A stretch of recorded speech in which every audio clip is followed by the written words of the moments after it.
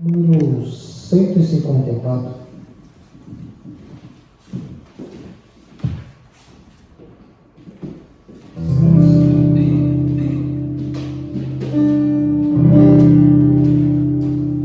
O doce nome de Jesus, que belo é a te cantar, e com a alma cheia proclamar o nome bom de Jesus. Jesus, ó meu doce Rei, Jesus, verdadeiro Deus, Jesus, sempre louvarei de coração teu nome. Adoro o nome de Jesus, jamais me falta seu amor, e põe a parte a minha dor, no nome bom de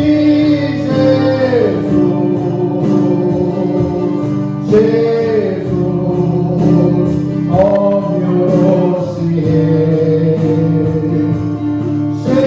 Jesus, verdadeiro Deus, Jesus, sempre louvarei de coração teu nome. Tão puro é o nome de Jesus, e o meu pesar pode tirar a grata paz também me dá o nome bom de Jesus. Jesus, ó meu doce Rei,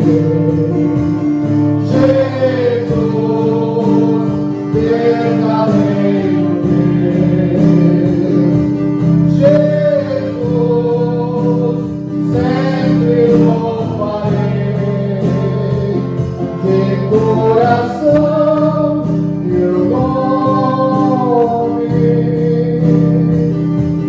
Doce nome de Jesus, a minha alma salva está, e nele tu te salvarás, no nome bom de Jesus.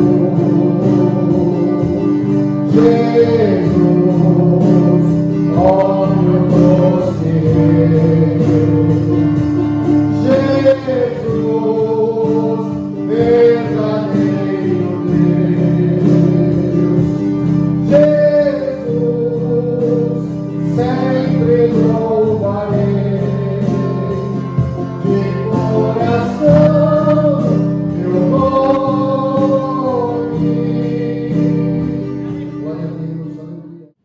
Lição 10, intercessão pelos Efésios.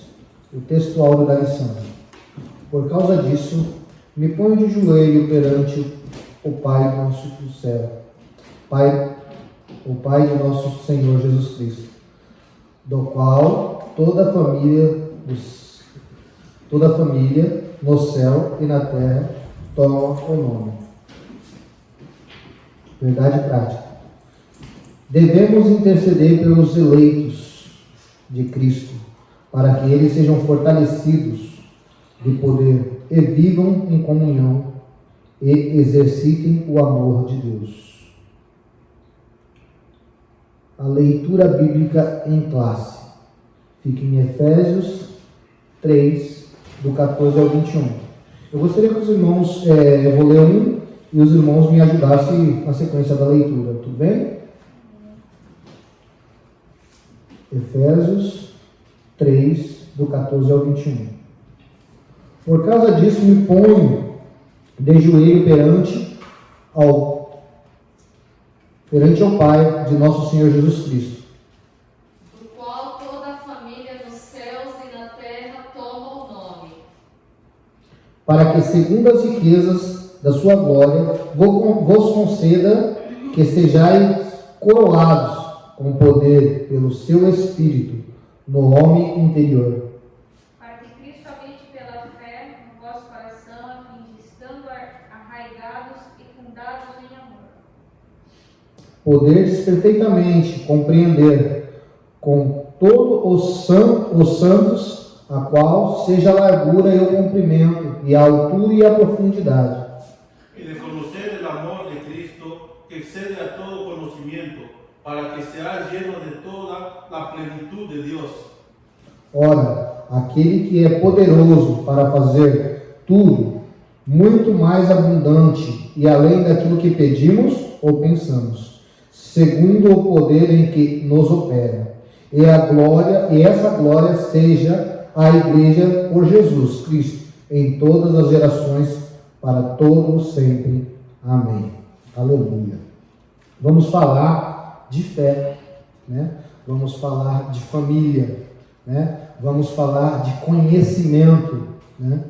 Vamos falar e refletir sobre vários propósitos, né, que Paulo ele nos coloca nessa carta de Efésios. O propósito da oração, né, a necessidade de estar arraigado e fundado no amor. Conscientizar que Deus é capaz de fazer muito mais do que pedimos. E no texto inicial, a gente já começa a falar sobre isso, né? No texto inicial, no 20, ora, aquele que é poderoso para fazer tudo muito mais abundantemente, além daquilo que pedimos ou pensamos, segundo o poder que em nós opera. O nosso Deus. Gostaria de entrar na introdução. Após revelar o ministério oculto e todas as suas dádivas, o apóstolo Paulo passa a orar em favor da igreja de Cristo. Na intercessão paulina, aprendemos que Deus pode fazer tudo além do que pedimos e pensamos, sendo o único que é digno de ser glorificado, e refletir sobre a oração intercessora do apóstolo e o tema desta lição. Subtópico 1, tópico 1, né? Corroborando-os com o poder do Espírito Santo. O apóstolo inicia sua oração ao Senhor com um pedido duplo: o poder do Espírito do homem interior e a presença de Cristo nos corações dos crentes. As riquezas da sua glória. Paulo apresenta a sua oração confiando nas riquezas de sua glória a Deus. O apóstolo já havia declarado que Deus é o Pai da glória, cheio de abundantes riquezas e da sua graça. O que significa que Ele é possuidor de toda a glória, despenseiro das ricas e ilimitadas bênçãos.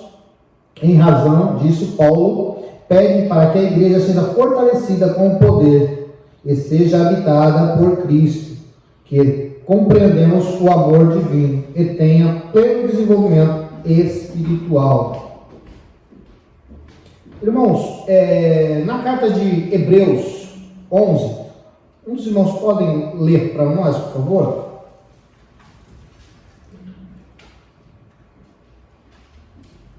Hebreus 11.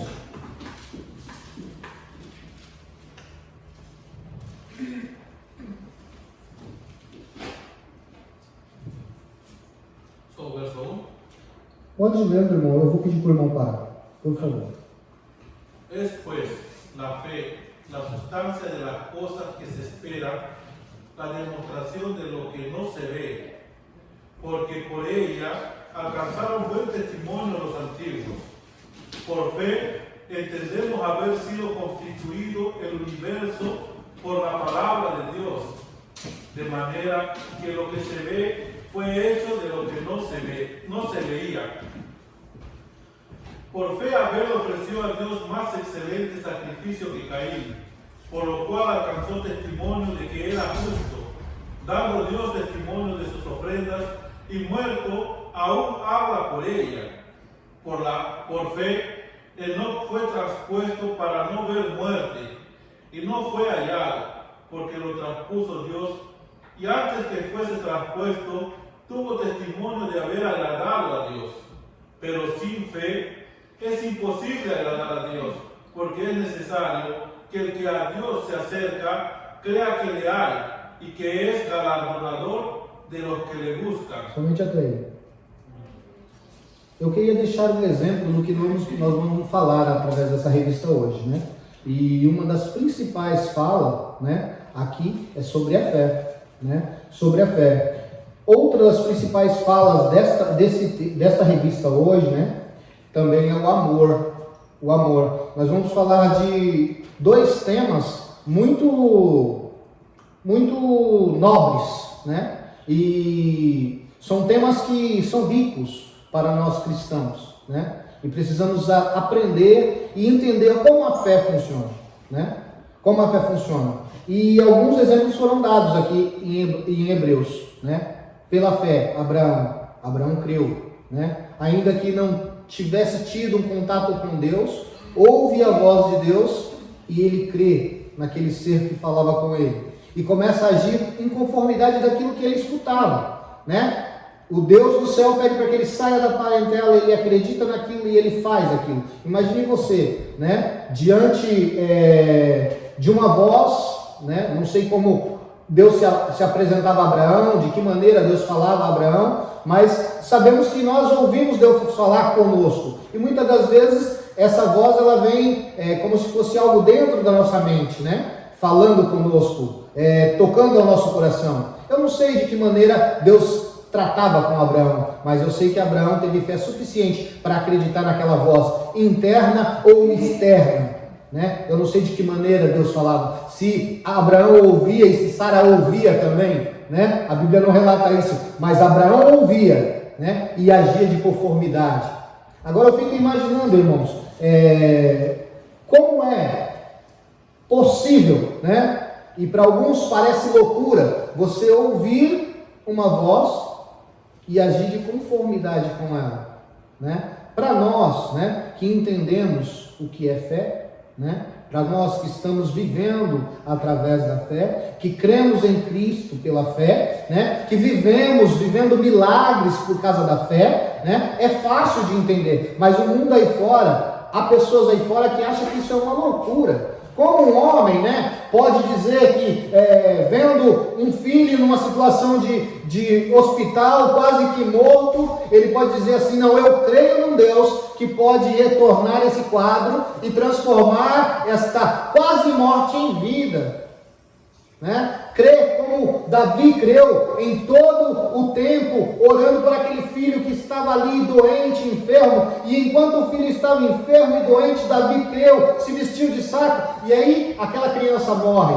Mas Davi não desiste de Deus porque a criança morreu. Diz a Bíblia que Davi, ele se veste com as suas vestes reais, pede um banquete, e aí os servos acabam não entendendo a fé de Davi.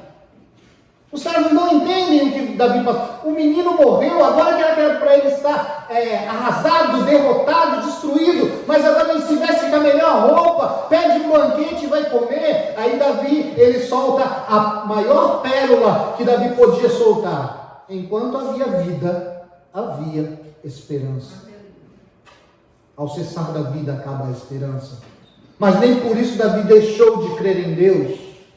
Nem por isso Davi culpou a Deus pela morte de seu filho. Davi tinha fé. Então vamos tratar, né, da fé. E também vamos tratar do amor, né? Há um dom maior que o amor? A Bíblia diz que este dom é o maior dom, o amor.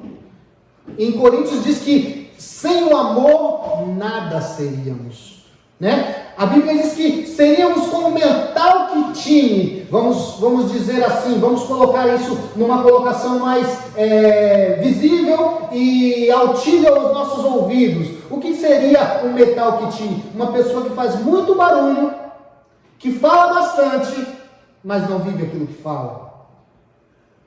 A pessoa que prega o Evangelho, a pessoa que fala de Jesus e não vive o amor de Cristo, é como um sino, só barulho, só barulho. Precisamos ter o amor de Cristo em nossos corações. E essa revista vai nos dar o prazer de falar sobre esses tais assuntos.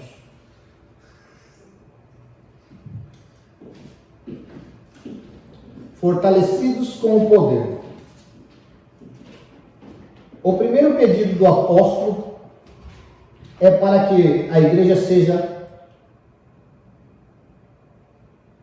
corroborada com o poder pelo Espírito do homem interior. Essa petição não quer dizer que a igreja em Efésio não tivesse o Espírito de Deus, mas que ela fosse continuamente revigorada com o poder e consequentemente em seu fortalecimento diário. Por favor, irmãos, abram sua Bíblia para mim em 1 Coríntios 16, 13.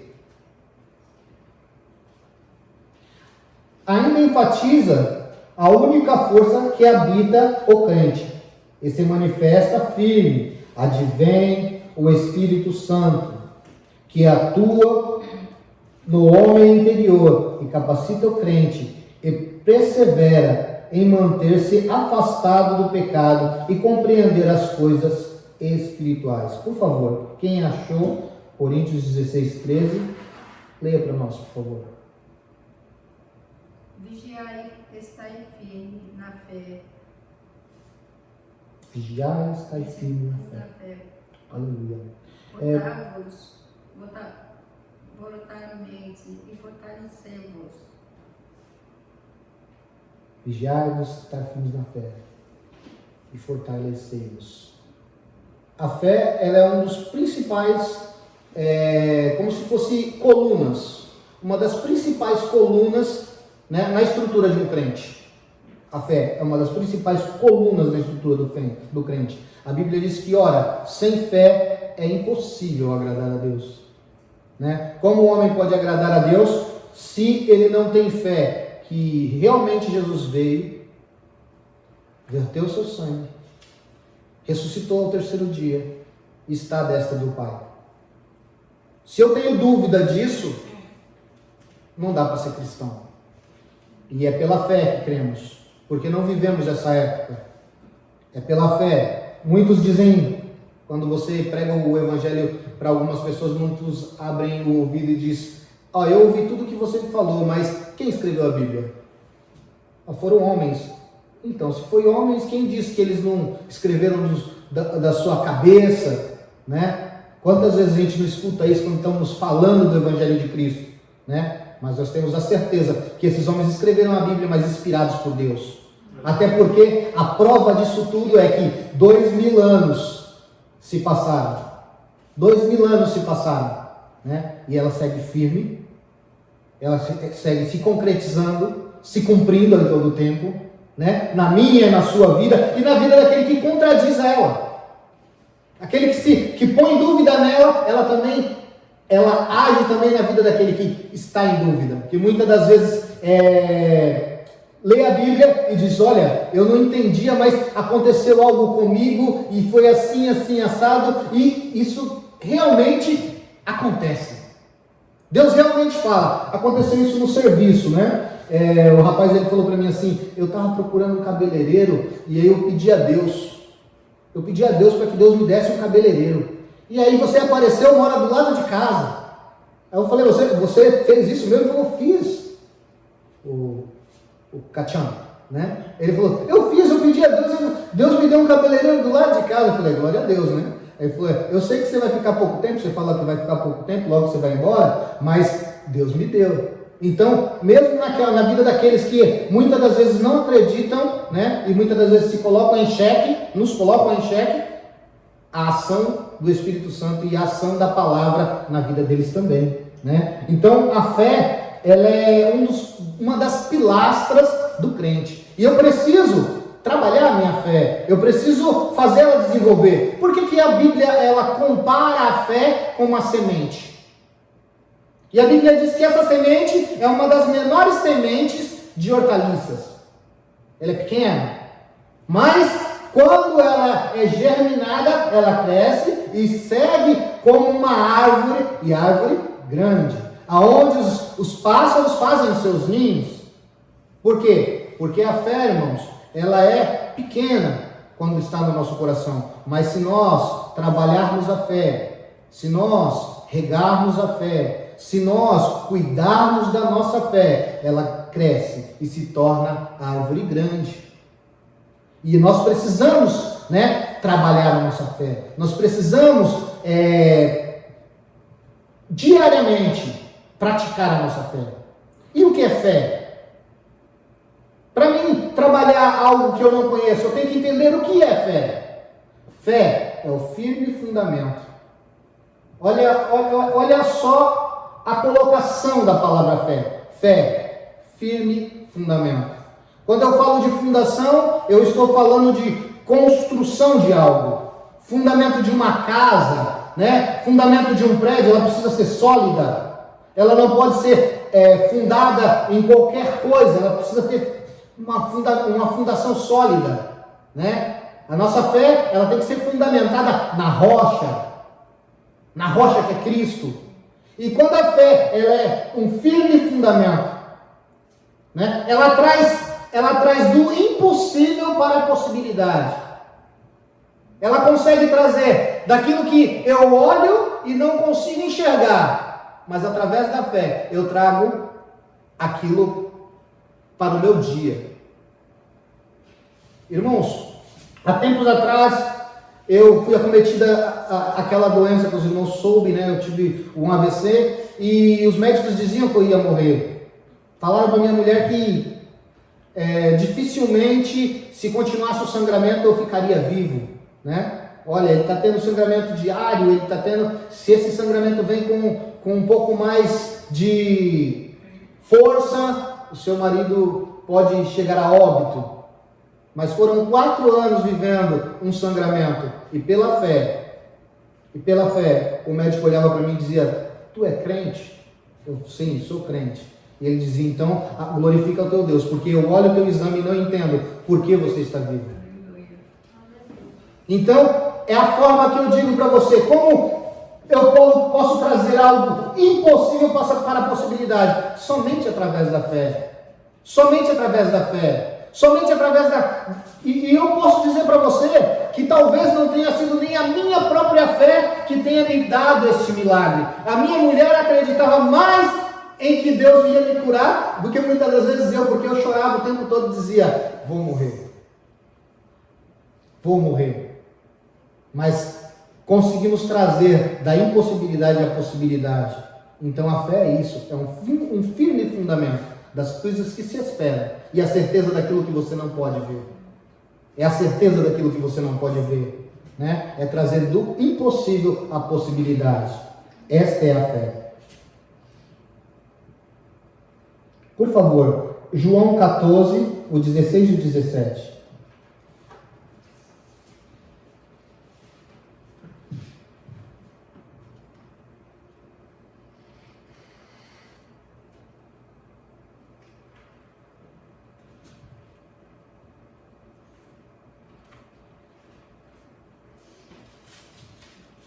Por favor. Y yo rogaré al Padre, y Él os dará otro Consolador, para que esté con vosotros para siempre. El Espíritu de verdad, a quien el mundo no puede recibir, porque no lo ve, ni le conoce, pero vosotros le conocéis, porque mora con vosotros y estará en vosotros. Glória a Deus, né? E como que eu tenho certeza que o Espírito Santo de Deus está entre nós? Como que eu tenho certeza que o Espírito Santo de Deus age entre nós, né? Uma vez eu conversando com um jovem, e ele falou para mim assim, uma aula de escola bíblica dominical, e ele disse assim, como que o irmão pode me dizer que Deus realmente existe? Era um jovem que estava começando na igreja, tinha pouco tempo de crente, e ele tinha suas dúvidas. Ele falou, como você pode me ter certeza de que Jesus existe, que o Espírito Santo existe, e que ele pode habitar dentro de mim? Como você pode falar isso para mim com certeza? Eu perguntei para ele, você tem um celular? Ele falou, tenho. Eu falei, como o sinal do seu celular chega para você? Não sei, pelo Wi-Fi. Você vê o Wi-Fi? Ele falou, não. Ele falou, semelhantemente, Deus é assim. Você não vê, mas você consegue enxergar o que ele traz para você, né? O Espírito Santo de Deus vulgarmente falando, é parecido com isso. Porque ele é muito maior que isso, né? Você não pode enxergar, mas você pode senti-lo. Você não pode vê-lo, mas você pode ouvi-lo. E se ele quiser também, ele pode se personalizar, como apareceu com figura de anjos para tantos homens, o Senhor apareceu, e se o Senhor quiser falar contigo, ele pode se personalizar, né? Temos relatos de homens que viram e andaram com anjos do Senhor, até o anjo do Senhor na presença de homens. E se for a vontade de Deus, isso também pode acontecer, né? E esse menino olhou para minha cara e falou assim, olha, nunca ninguém tinha me falado desse jeito, porque todas as vezes que me davam respostas, eu não entendia. Eu entendia que tinha sentido, mas eu não entendia. Mas você usou algo tão do meu dia a dia que eu consigo compreender. Ele falou, a televisão da minha casa aparece uma imagem que é projetada num estúdio que eu nem sei onde está. E aparece na minha casa. E eu entendi agora o que você quis dizer. Eu falei, só que é muito maior. Porque o Deus não vai precisar de um aparelho para chegar a você. Ele não precisa. Ele habita em você sem precisar de nada. Antes de todas essas tecnologias existirem, Deus já tinha esse poder de agir do Oriente ao Ocidente. De visitar, no mesmo momento que ele está visitando você aqui, está falando contigo aqui, nesse mesmo momento tem outra pessoa, do outro lado do mundo, também sentindo a presença dele, porque ele toma toda a terra. Ele não tem limitação de tempo e espaço. E esse menino começou a chorar na aula. Por quê? Porque ele queria entender o que era fé, ele queria entender o que era Deus e o agir de Deus na vida dele. E pela misericórdia do Senhor, a gente conseguiu descrever de uma forma simples como Deus poderia agir na vida dele. Esse menino aceitou Jesus numa escola bíblica dominical, né? E eu fico muito feliz de lembrar esse episódio da minha vida. Por favor, 1 Coríntios 2, do 12 ao 16.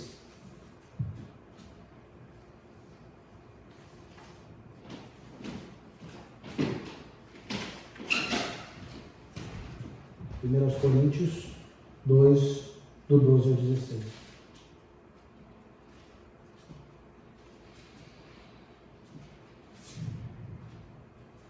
Aleluia. Y nosotros hemos recibido no el Espíritu del mundo, sino el Espíritu que es de Dios, para que conozcamos lo que Dios nos ha dado, lo cual también hablamos, no con palabras que enseña la humana sabiduría, sino con las que enseña el Espíritu Santo, acomodando lo espiritual a lo espiritual.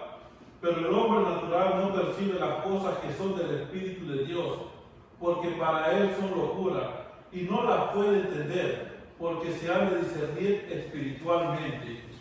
Pero el que es espiritual juzga todas las cosas, mas él no es juzgado por nadie. ¿Por qué? ¿Quién conoció la mente del Señor para que le instruyese? Mas nosotros tenemos la mente de Cristo. Aleluia, aleluia, aleluia. Em Coríntios 4, né, diz que o poder nos é dado, né, mas colocado num vaso de barro, né? Esse vaso de barro, ele é de barro para que não você glorie, né? Só que a glória que está nele é excelente. A glória que está nele é excelente. Tudo isso que a gente leu, irmão, era para dizer sobre as riquezas da glória de Deus e sobre o fortalecimento com o poder de Deus, né? Esses dois temas, do primeiro e do segundo subtópico, ele fala da glória, as riquezas da glória de Deus e o fortalecimento com o seu poder, né? E tudo isso, irmão, com uma ferramenta, a fé. Tudo isso através desta ferramenta, né? Todos esses poderes que o Senhor nos dá é por intermédio da fé, né? A Bíblia diz que a fé sem ação, ela é morta. Eu preciso exercitar a fé. A fé sem o exercício, sem a ação, ela morre. E a Bíblia diz que sois salvos pela fé. E isso não vem de vós, é dom de Deus. Aleluia. Irmãos, e a Bíblia diz que eu preciso orar e pedir a Deus a fé.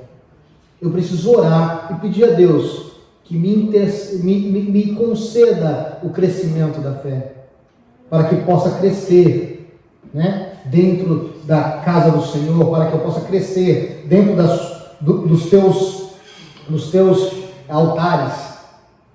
Nós precisamos estar sempre fortalecidos, né, e entender a riqueza que é a glória de Deus. Habitados por Cristo. O apóstolo Paulo também orou para que Cristo habitasse pela fé nos corações dos santos. E também não significa dizer que Cristo não estivesse presente na igreja, em Éfeso. No versículo em questão, o verbo grego katoinen significa habitação permanente. Em posição, habitação temporária. Isso indica que a oração apostólica era para que Cristo habitasse continuamente na vida da igreja e assim o ensino apostólico ratificasse que Cristo, a igreja, não pode subsistir às forças do mal. Aleluia. Aleluia. Aleluia. Irmãos, Cristo nos fez algo maravilhoso. Desde antes de o mundo fosse formado, a Bíblia diz que ele já tinha um plano de salvação. O homem peca, cai, e Deus cria um plano para reerguer o homem, né? E o interessante de tudo isso, irmãos, que o homem, ele tinha Deus presente em sua vida. A Bíblia diz que toda tarde o Senhor visitava o Éden e ali caminhava com Adão, todas as tardes, né? E o homem tinha uma intimidade com Deus, que por causa do pecado foi roubada. O homem caído, o homem do pecado, esse homem, ele perde a presença de Deus. Mas a Bíblia diz também que Deus, perante aquela queda, o Senhor cria um plano de salvação, um plano de resgate, né? E esse plano de resgate, né, introduz a Jesus Cristo. E a Bíblia diz que depois de Jesus Cristo, nós não mais andamos com Deus desta maneira, lado a lado. Não andamos mais. Hoje a intimidade é ainda maior. Para aquele que busca a Deus, a intimidade é ainda maior, porque Ele te faz como morada, Ele habita dentro de você. E essa lição, ela me deixa muito feliz em dizer que a intimidade que foi roubada, que foi tomada pelo pecado, a consequência do plano de Deus é 2 vezes maior. Hoje não andamos mais, mas somos morada dele. Ele habita em nós.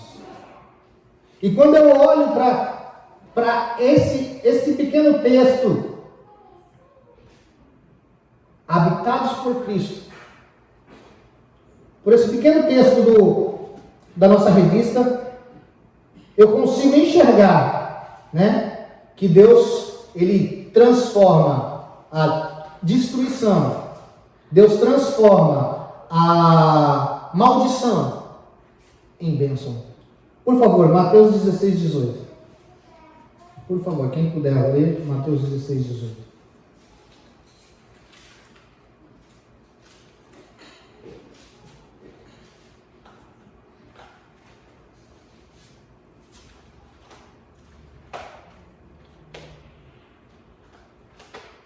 Y yo también te digo que tú eres Pedro, y sobre esta roca edificaré mi iglesia, y las puertas del infierno no prevalecerán contra ella. Aleluia. Aleluia. Vamos lá, irmãos. Vamos olhar um pouquinho para os apóstolos, né? Quem eram esses homens? Quais eram as suas características? Os pescadores, homens que viviam suas vidas da maneira que o seu coração levava, né? Pedro tinha uma cerviz dura. Pedro era duro para entender. Jesus falava com ele, Pedro às vezes retrucava, e Deus falava assim, ó, se eu não lavar teu pé, tu não tem parte comigo, então lava o corpo inteiro. Pedro tinha como diz o povo hoje, né, era um homem sanguíneo, facilmente se irava, né? Esse mesmo Pedro, depois que Cristo passa por sua vida, depois que Cristo morre, ainda assim com a cerviz dura, ainda assim um homem teimoso, mas quando ele entende o trabalhar de Deus, a Bíblia diz que ele prega o Evangelho, e naquela pregação, quantas almas se renderam ao Senhor.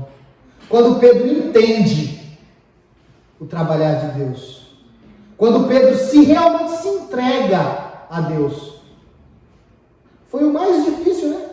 Se você olhar nos apóstolos, Pedro é o mais difícil de entender, mas é sobre aquela pedrinha, né? Pedro, que o Senhor começa o primeiro fundamento, né? A pedra fundamental é Cristo, mas aquele que Deus usou para levantar a igreja, Pedro, a pequena pedra, né? Que foi o propagador da igreja, né? Que a igreja começa a sair de Jerusalém, que a igreja começa a fazer o trabalho missionário. Pedro, aquela pedra, aquele homem difícil de entender, aquele homem teimoso, mas foi quem Deus escolheu. Foi a quem Deus escolheu, né? Aí eu começo a ver como Deus transforma.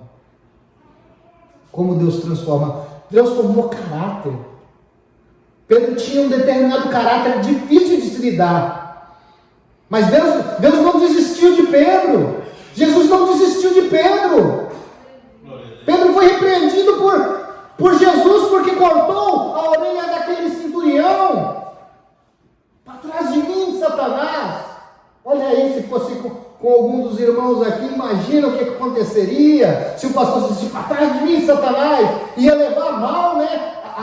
Esse tipo de fala, né? Mas Pedro continuou lá e Jesus não desistiu de Pedro. Mesmo depois da morte, negou a Cristo 3 vezes, vivendo, andando, caminhando, mas Jesus não desistiu, e a Bíblia diz que ele era cheio do Espírito Santo, e onde ele passava a sua sombra, curava.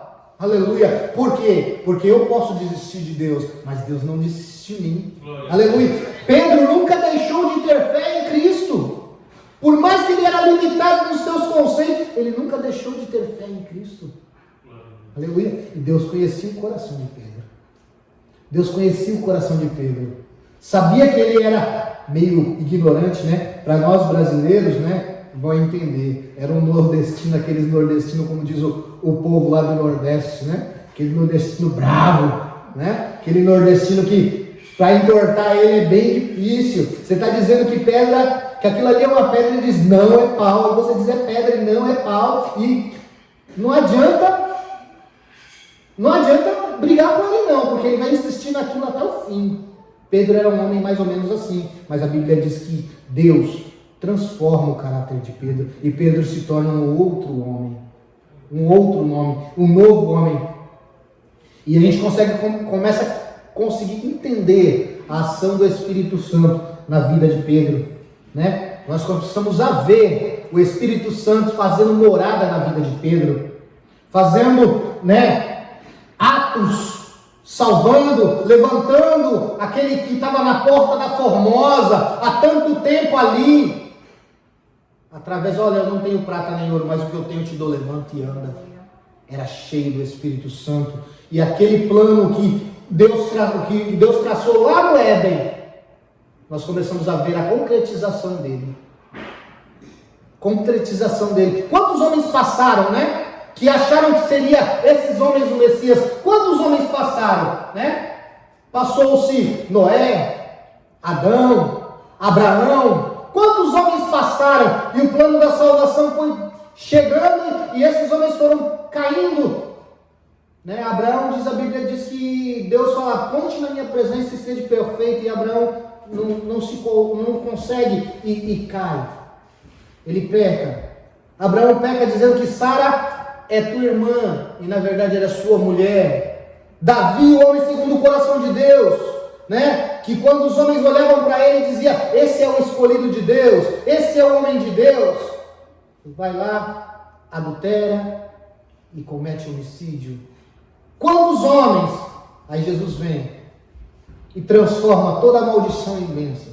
Todos aqueles que caíram, né, foram deixados para trás, e Jesus ele vem e transforma toda a maldição em bênção. E transforma 12 homens comuns, né, pescadores comuns, homens que tinham as suas vidas, o seu caráter já formado, o Senhor transforma. E a gente consegue ver facilmente o Espírito Santo de Deus agindo na vida deles. O que não de falar de Paulo, né? O perseguidor de cristão, aquele que escreve a carta dos Efésios, né?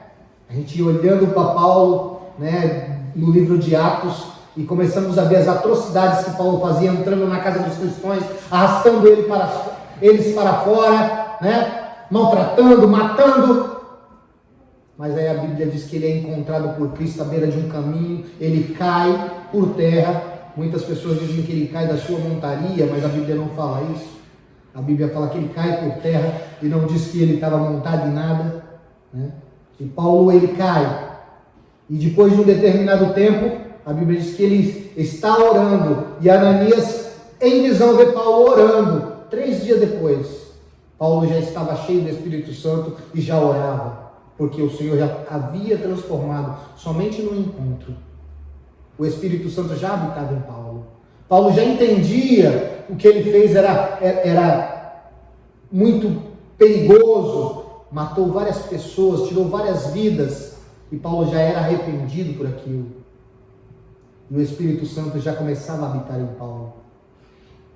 Eu queria colocar para os irmãos dois tipos de batismo. Eu já falei sobre isso numa aula passada. Nós temos o batismo, né, com e no Espírito Santo. E para mim entender o que é batismo com e no, quando eu entrego a minha vida a Jesus, eu sou introduzido ao corpo da igreja. Eu já sou colocado, né, batizado com o Espírito Santo, porque eu sou colocado no corpo da igreja. O batismo no Espírito Santo, né, com o Espírito Santo, é aquele batismo com fogo, o selo do Espírito Santo. O selo do Espírito Santo. E batizado no Espírito Santo seria a minha introdução no corpo da igreja. E Paulo ali, ele foi introduzido na igreja. E a gente consegue ver isso nitidamente, porque Paulo se transforma em 3 dias. O Espírito Santo já começava a habitar nele. O Espírito Santo já fazia morada nele. Aleluia. A gente tem várias formas de batismo, e eu queria falar sobre algumas formas de batismo no Velho Testamento, né? A Bíblia diz que o povo estava no Egito, e o faraó não queria deixar aquele povo sair. E a Bíblia diz que grande foi a luta, grande foi a guerra para aquele povo sair dali. Mas a Bíblia que em um determinado tempo eles tiveram de passar sobre o mar. Sobre o mar. E aquilo ali é um tipo de batismo. É um simbolismo de batismo. O povo passando sobre o mar, atravessando o mar para o outro lado. É uma libertação, simbolizando um batismo. É um tipo de batismo, quando o povo também atravessa o Jordão O Jordão se abre e eles atravessam já um Jordão. É o Senhor apontando para o Novo Testamento e mostrando que o povo teria que passar pelas águas. É um tipo de batismo. Né? Em todo o Velho Testamento, o Senhor estava dizendo que eu precisava deixar de ser velha criatura e se tornar uma nova criatura. Em todo o Velho Testamento, ele aponta para que o Senhor iria fazer, né, na vida dos crentes. E não é uma mera coincidência eu olhar para o livro de Isaías e ver 66 capítulos, né, e eu ter na Bíblia a mesma quantidade de livros. Não é. O próprio Espírito Santo colocando no homem o desejo de fazer as coisas para apontar, o velho apontando para o novo. Quando Jesus ele diz, eu não vim para desfazer das leis mosaicas, mas sim para fazer cumpri-las, para que se cumpra em mim, para que se cumpra em mim. O homem lá atrás tirava vantagem, né? Tirava vantagem dos problemas que a lei causava para algumas pessoas. Por quê? A mulher, quando estava no seu período menstrual, era tratada como imunda, colocada de lado. E o homem agia, né, de conformidade com seus pensamentos e deixava sua esposa ali, ia coabitar com outras, pecar, fazer coisas que não eram do agrado do Senhor, e usava a lei para dizer, ela é imunda, eu não posso tocar nela, ela é imunda. Aí a Bíblia diz que Deus joga esse povo no deserto, e lá no deserto, esse povo, você vê que povo o Senhor estava tratando. Esse povo fazia as suas necessidades no beira do caminho e saía andando. Agachava, fazia as suas necessidades e saía andando. O Senhor começa a trabalhar na vida de Moisés ali, e eles começam a introduzir uma pazinha na sua veste e um pano. E aí, quando ele tinha que fazer as suas necessidades, ele tinha que se retirar. A lei começou a mudar, ensinando saneamento básico, ensinando higiene básica para aquele povo que era nojento e porco. Saia do meio do arraial, vai para longe, faz as suas necessidades, enterra, porque ninguém é obrigado a ver as suas nojeiras. E depois você volta. Não é para você deixar seus trapos de imundícia em qualquer lugar. O Senhor ensinando o povo como se portar, como andar. Por quê? Porque um dia você seria morada do Espírito Santo. Porque um dia você seria a habitação do Espírito Santo. E o Senhor não habita em nada imundo. Quando o Senhor trata com aquele povo lá atrás, e há a circuncisão lá atrás, muitas pessoas não entendem por que os judeus se circuncidavam. Mas estudos hoje, né, na ciência, dizem que o homem que tem o seu prepúcio ainda, né, se ele não tiver uma higiene básica, aquela sujeira pode contaminar a sua esposa, fazendo com que o seu útero não seja um útero mais fértil. E Deus estava tratando ali, lá atrás, do homem, em toda a maneira de ser, para que esse mesmo homem se tornasse habitação e morada de Deus. Porque eu não posso ser habitação e morada de Deus de qualquer maneira, se portando de qualquer forma. Não posso. Eu tenho que ser exemplo. Aqui, há um tempo atrás, o irmão, ele trouxe a lição 9, a semana passada, e ele disse algo muito simples, mas que é fundamental na vida do cristão. A tua pregação, a tua maior pregação é a sua vida diária. O seu vizinho vai olhar para você e vai ver Cristo em você. Se ele olha para você e não vê Cristo em você, há problema. Por isso que Deus tratava com cada um do povo hebreu lá atrás, transformando as suas vidas, cuidando de todos os detalhes. Muitas das vezes olhamos para isso e não vemos o que Deus queria tratar com aquele povo, mas Deus trata. E a Bíblia diz que Jeremias ele disse, se vocês tivessem subido ao monte, no tempo que Deus mandou lá com Moisés, eu não teria escrevido em pedras, mas teria escrevido em tábuas de carne dentro dos vossos corações a minha lei. O Senhor em todo o tempo queria trabalhar a vida do povo. O Senhor em todo o tempo queria escrever a sua lei dentro de nós. Mas os homens amaram mais as trevas do que a luz. E a Bíblia diz que através de Jesus, mesmo nós sendo pessoas perdidas, e que por nós mesmos não conseguiríamos jamais encontrarmos a salvação, a Bíblia diz que Deus cria esse plano, e hoje somos moradas do Espírito Santo, habitados por Cristo, arraigados e fundados no amor. O amor é a mensagem central do Evangelho de Cristo. Um dos propósitos da oração de Paulo foi que o amor à igreja entendesse e exercitasse o amor de Deus. O amor à virtude cristã. Nas Escrituras, o amor é atribuído divino. É atributo divino. Aquele que não ama não conhece a Deus, porque Deus é amor. Foi por amor que Cristo entregou para que o resgate da humanidade. O amor é o resumo da lei e dos profetas. O sinal dos discípulos de Cristo. A prova da filiação com Deus.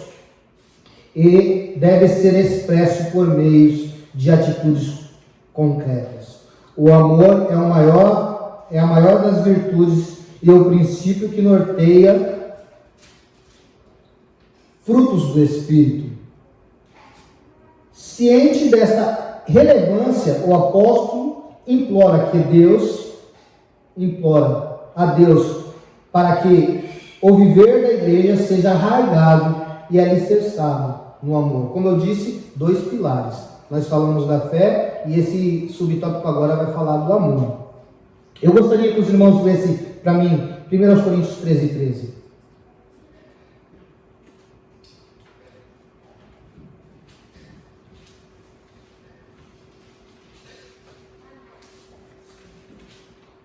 Y ahora permanecen la fe, la esperanza y la caridad. Estas 3, pero la mayor de ellas es la caridad. O amor. A maior delas é a caridade, porque aquele que pratica a caridade pratica o amor. Aquele que vive a caridade vive o amor. Aleluia. Irmãos, sem o amor, o princípio cristão acaba. Por isso que quando Jesus ele diz, quais são os mandamentos?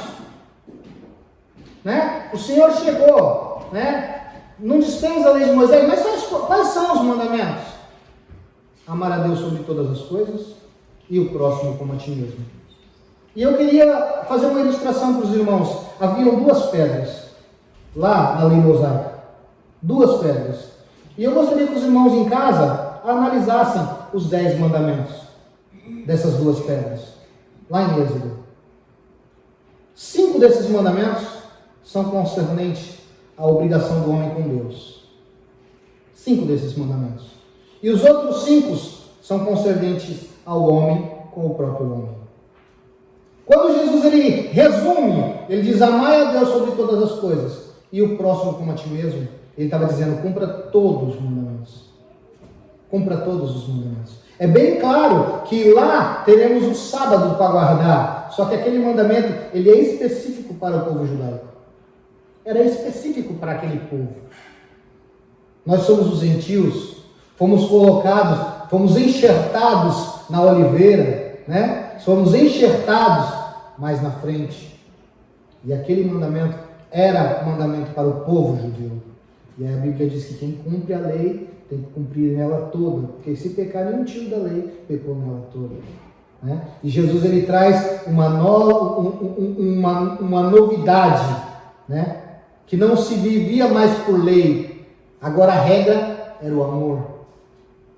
O Evangelho de Cristo, a regra principal do Evangelho de Cristo é o amor.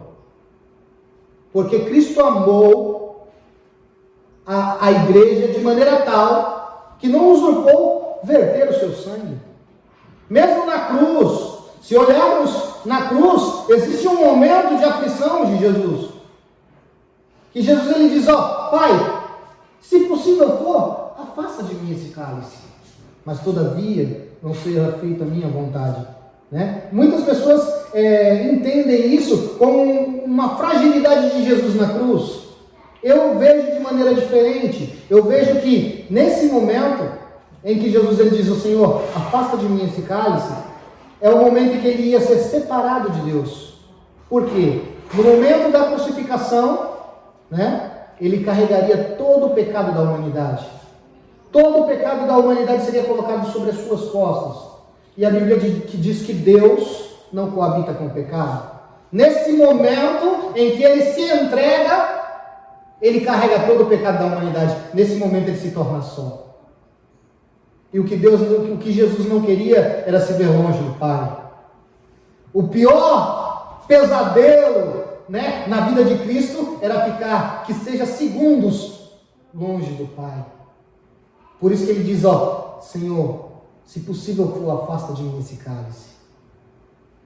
Mas todavia não faça a minha vontade. Imagine você, irmãos, que seja um tempo pequeno, mas afastado de Cristo, afastado de Deus. Nós que conhecemos a Ele, o que não faz na vida de um homem? Jesus ele sabe muito mais do que sabemos o que o inimigo da nossa alma, né, pode fazer com aquele que se afasta de Deus. Bem sabemos que Ele é Deus, mas Ele ficaria por um determinado tempo ali sem a presença de Deus, porque estava carregando o pecado de toda a humanidade. E não seria mais um sacrifício que encobriria o pecado, mas aquele que lavaria a humanidade de todo o pecado. E todas as vezes, irmãos, que nós cometemos pecado, nós estamos desfazendo do sacrifício de Deus. Estamos desfazendo do sacrifício de Cristo. E eu começo a olhar por esse amor que não usurpou, né, ser Deus, se destituiu de todas as suas glórias, de toda a sua majestade, e se fez como homem, se colocou como homem, mostrando a excelência de seu amor. A Bíblia diz que ele era 100% homem. A Bíblia coloca ele como 100% homem. E como homem, viveu dores. Tudo que nós vivemos, o Senhor viveu. Por isso que Ele conhece. Ele conhece nós com profundidade, porque Ele foi como nós. Ele viveu como nós, sentiu como nós. Teve fome, teve sede. Mas não usurpou se entregar. Não se fez de rogado, e a Bíblia diz que como cordeiro mudo. Porque, irmãos, vamos nos colocar no lugar de Cristo. Imaginem, quando alguém fala de alguma coisa para nós, que mesmo que nós não estejamos 100% certo, nós temos argumentos para argumentar e dizer, não é bem por aí, não ficamos calados diante de alguém nos acusando por qualquer coisa. Mas a Bíblia diz que ele não falou nada, mesmo sendo injustiçado, mesmo passando por injustiça, ele se calou. Quantas das vezes nós não se defendemos, nos colocamos e dizemos, não é bem assim, mesmo sabendo que aquilo não é totalmente verdade ou não é totalmente mentira, nós nos defendemos, mas a Bíblia diz que ele ficou calado, mesmo não tendo feito nada. Até Pilatos olha para ele e diz, eu não vejo erro nesse homem. Tem certeza que vocês querem trocar Barrabás por ele? Imagine você, irmãos, um homem que curou, um homem que pregou o amor, um homem que sarou mão mirrada, que curou a visão de cegos, que levantou coxos, um homem que ressuscitou mortos, tudo por amor. Tudo por amor. Quando Jesus ele ressuscita Lázaro, nós vemos ali naquela passagem que o povo tinha pressa que Jesus chegasse na casa de Lázaro. né? E ali, quando nós vemos essa passagem, vemos que Maria se joga aos pés do Senhor e meio que culpa o Senhor pela morte, Marta, né? Culpa o Senhor pela morte de seu irmão. Se o Senhor não estivesse aqui, isso não teria acontecido. Meio que joga a culpa em Jesus. Mas Jesus lá atrás ele tinha dito, não é para a morte, é para a glória de Deus. Quando chamaram a Jesus lá atrás, ele diz, não se preocupe, não é para a morte, é para a glória de Deus. O mensageiro deve ter trazido a resposta. Mas eles não creram. E muitas pessoas dizem assim, Jesus chorou pelo amor que ele tinha por Lázaro. Eu creio que não, irmãos. Que Jesus não chorou somente por amor que tinha por Lázaro. Jesus chorou porque eles haviam comido com Jesus, eles haviam habitado com Jesus, eles haviam visto os milagres que Jesus tinha feito e ainda não tinham entendido quem era Jesus. A Bíblia diz que ele diz, tira a pedra. Por quê, irmão? A pedra é aquilo que atrapalha eu chegar até o projeto do milagre, né? A pedra é aquilo que eu preciso retirar para que aconteça um milagre. Eu preciso ter fé e retirar a pedra para o milagre acontecer. E esse milagre que Jesus ele faz é simplesmente por amor. Por amor, ele diz, Lázaro, sai para fora. Mas já havia dias que estava morto, já estava cheirando mal, né? Não foi essa a desculpa quando fala, tira a pedra, mas já fede, já cheira mal. Tira a pedra. O que nós fazemos, irmãos? Muitas das vezes colocamos empecilho, Deus quer agir, Deus quer fazer, mas nós colocamos empecilho, sabe por quê? Porque é da nossa natureza. É da nossa natureza. Diz que quando Deus ele chama Moisés, a primeira coisa que Moisés disse para Deus, eu não sei falar, sou gago. Não sei falar, sou gago. Quando Deus chama Jeremias, sou menino, sou criança. Nós temos a mania, irmão. Nós temos essa mania. O Senhor nos ama, nos quer usar. E Deus não te chama por incapacidade, porque Ele capacita. Eu não tenho capacidade disso, eu não tenho capacidade daquilo, eu não sei fazer isso, eu não sei fazer aquilo. O Senhor te chama e Ele te ensina, Ele te enche, Ele te preenche. Ele te ama. E esse amor lhe faz ensinar o teu dia a dia, como viver, como andar, como proceder. O Senhor conhece os seus erros, o Senhor conhece as tuas dificuldades, o Senhor conhece as tuas necessidades, as tuas fragilidades, mas mesmo assim Ele te ama. Mesmo assim Ele te ama.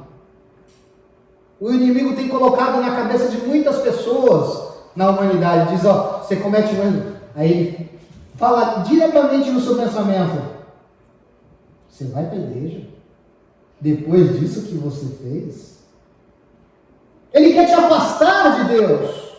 É um pensamento para te colocar diferente, para te colocar indiferente às coisas de Deus. O Senhor em todo tempo procurou Adão. Adão pecou e se escondeu.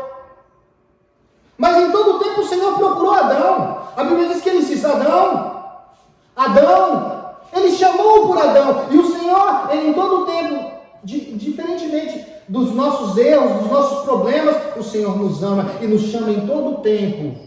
Busca por nós em todo o tempo. Isso desde o Éden.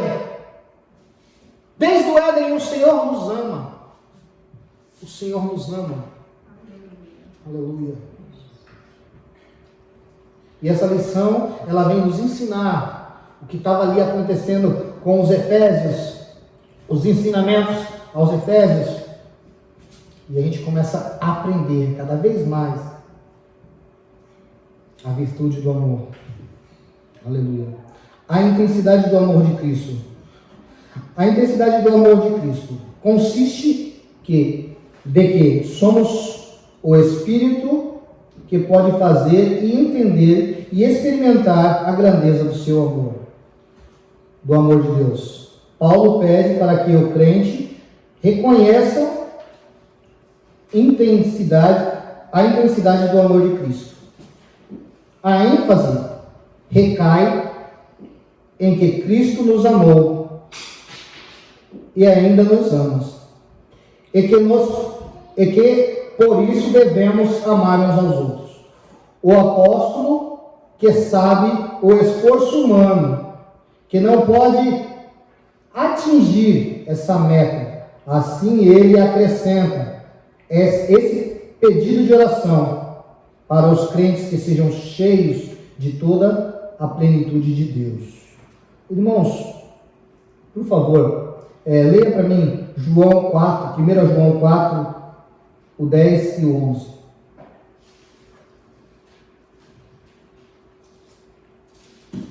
Primeira João 4, 10 e 11.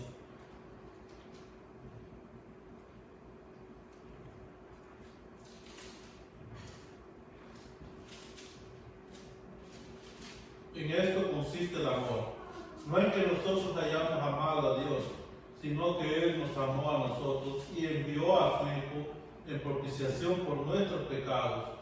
Amados, si Dios así nos ha amado, debemos también nosotros amarnos unos a otros. Aleluia. Esse é o propósito, irmãos. Se Deus nos amou dessa maneira, devemos amar uns aos outros. E amar, irmão, o que é amor?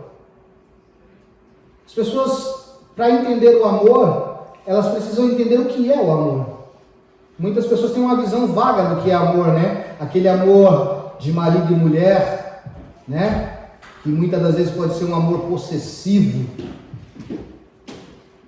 que pode trazer até machucar a pessoa por causa de ciúme, entre outras coisas, né?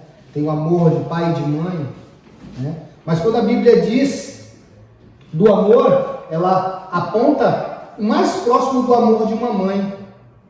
Porque uma mãe, ela pode ter um filho que ela não se orgulha de tê-lo, porque ele comete erros, faz coisas que não são do agrado dela, mas ela continua amando ele com todos os seus defeitos. E quando Deus, ele aponta, né, para um amor, diz que o amor ágape, o amor de Deus é próximo, é parecido com o amor de mãe, é aquele amor que olha e mesmo com todos os seus defeitos, mesmo com todos os seus problemas, ele não desiste de você. Irmãos, eu tenho um cunhado que ele é usuário de droga, ele usa crack. E esse homem ele já fez tanta coisa dentro de casa, tanta coisa, tanta atrocidade, já vendeu a compra do mês, ele já vendeu roupa dos irmãos, ele já fez tantas coisas, já bateu em pessoas, já roubou, já fez tantas coisas por causa da droga. Mas a mãe dele segue ali, firme. Ela já gastou quanto dinheiro ela não gasta com tratamentos para esse moço, interna ele várias vezes, e ele segue voltando às mesmas práticas. Fica um mês, 2 sem praticar aquilo e volta às mesmas práticas. Mas eu olho para aquilo e vejo o amor de Deus para conosco. Eu olho para aquela semelhança do amor de Deus para conosco, porque nós cometemos erros, criamos problemas, criamos muitas das vezes coisas que desagradam ao Senhor, mas Ele não desiste de nós. Ele continua nos chamando, Ele continua nos querendo, Ele continua se entregando por nós em todo o tempo. Esse é o amor de Deus. Mais semelhante, né? Não é igual, porque tem mãe que a Bíblia diz que pode uma mãe se esquecer de um filho, mas ele todavia não se esquece. Aleluia. Ele todavia não vai se esquecer de você, porque ele tem o teu nome marcado em tuas mãos. A Bíblia diz que nas mãos dele tem o seu nome. E quando eu olho para essa figuração, eu consigo enxergar o cravo na cruz, na mão de Cristo. Ele cravou por mim e por você. O cravo na cruz. Aleluia. Aleluia.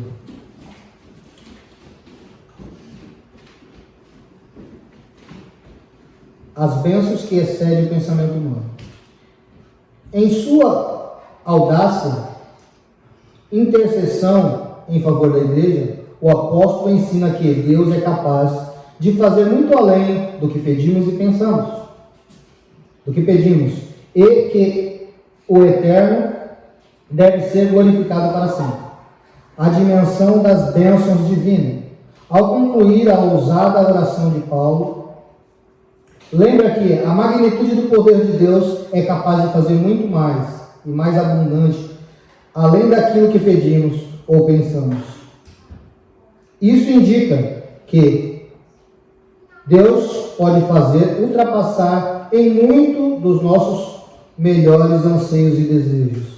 Quer dizer que a mente humana é incapaz de alcançar a dimensão das bênçãos divinas. Nesse sentido, Paulo declara que as coisas que se quer subirão ao coração, as coisas que se quer subirão ao coração do homem, são as de Deus, as que Deus preparou para os que amam.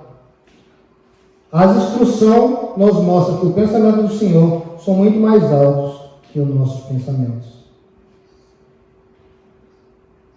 Desse modo, o poder divino que age na vida do crente e as suas bênçãos disponíveis são impossíveis de dimensionar. A grandeza do poder do nosso Deus é capaz de responder para além das mais corajosas orações. O convite para a adoração. Eu vou continuar, irmão, porque a hora já não nos deixa. Paulo encerra esse capítulo com o convite de adoração a Deus, cuja glória é devida na igreja por Jesus Cristo. Em todas as gerações, a conclusão paulina não poderia ter sido diferente nos versículos anteriores. Ele discorreu acerca da boa nova do ministério revelado nas muitíssimas riquezas de Cristo oferecidas à igreja, grandezas de poder de Deus, infinitude de amor e todas as bênçãos divinas excedem a compreensão humana. Além dessas, as demais bênçãos, a única coisa a ser acrescentada era o louvor ao Senhor, Deus Redentor de tantas dádivas, a glória devida a Deus. Finalmente, Paulo consegue ensinar que Deus deve ser glorificado na igreja em Cristo. Quer dizer que o ato de louvar e glorificar a Deus fazem parte do propósito da instituição da igreja. A igreja nunca terá glória em si mesma, pois toda a glória é exclusivamente atribuída para Deus, por intermédio das obras de Cristo. Em sua oração, o apóstolo Paulo anela que essa postura de adoração e exaltação a Cristo perdure por todas as gerações e enfatiza em seu pedido que a frase para que todos sempre significa que deve ser praticada por todos os crentes. Conclusão. A ousadia, a intercessão de Paulo revela o fortalecimento da igreja. O apóstolo tinha a ciência de que perseverarão em Cristo. Dependia de 4 princípios basilares, quais ele pediu a Deus em oração: e fortalecimento, de poder e esperança plena em Cristo, e intenso exercício do amor de Deus, e contínuo crescimento espiritual, até encontrar a perfeição. Durante esse processo, o povo de Deus deve glorificá-lo em todo o tempo. Por isso, irmãos, nós glorificamos a Deus. Por isso nós nos rendemos a Deus louvores, porque Ele é dono de toda a honra, toda a glória e todo o louvor. E quando fazemos isso, irmãos, nós fazemos aquilo para que Deus nos criou. Que a Bíblia diz que Ele criou o homem para a sua adoração, né? E quando nós praticamos isso, o nosso coração, ele se encontra cheio, né? Quando a lágrima rola, quando você está louvando a Deus, quando a lágrima rola, quando o sentimento vem à garganta, você tem a plenitude de que Deus se cumpre em você, o propósito para que você foi criado, né? Para adorar a Deus. Irmãos, Eu peço desculpa, eu passei 5 minutos, atrasei um pouco aqui a lição, mas agradeço a oportunidade em nome de Jesus.